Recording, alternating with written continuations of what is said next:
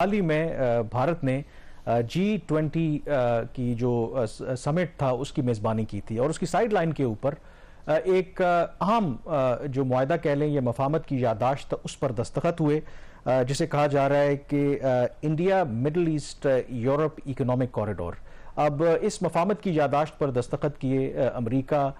Bharat, Saudi अरब, UAE और उसके साथ साथ कई जो यूरोप के अहम ममालिक हैं। अब ये जो इकोनॉमिक कॉरिडोर है ये क्यों अहम है, इसको समझने के लिए पहले आई थिंक ये जानना बहुत ज़रूरी है कि इस वक्त जो भारत मिडल ईस्ट या यूरोप के साथ जो तिजारत करता है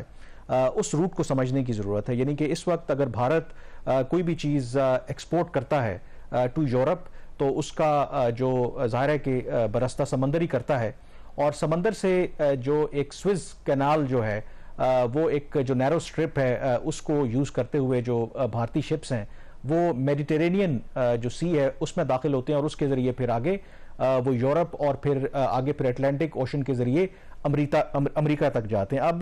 गुज़श्ता कुछ अर्सा पहले आपको पता होगा कि ये जो स्विस कैनाल है ये एक नैरो स्ट्रिप है, वहाँ पर एक जो शिप था वो फंस गया था और तकरीबन हफ्ते 10 दिन के लिए जो तिजारत थी उस रूट से जो हो रही थी वो रुक गई थी। अब एक इसका जो मकसद है ये मुतबादिल तलाश करना है, वो एशिया के ममालिक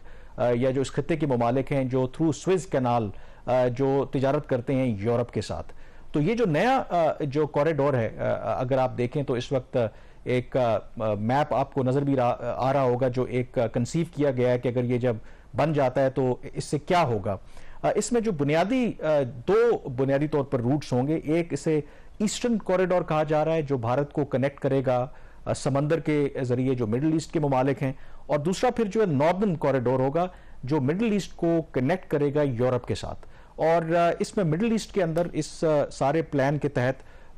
एक रेल जो नेटवर्क है उसका एक जाल बिछाया जाएगा और वो जॉर्डन और इसराइल तक जाएगा, क्योंकि इस वक्त मिडिल ईस्ट के अंदर रेल का उस तरीके से मरबूत निज़ाम नहीं है। और ये जो इकोनॉमिक कॉरिडोर है ये कैसे काम करेगा, इसकी एक छोटी सी मिसाल ऐसे है कि अगर भारत के जो फाइनेंशियल हब है मुंबई, वहाँ से एक बहरी जहाज़ सामान लेकर के निकलता है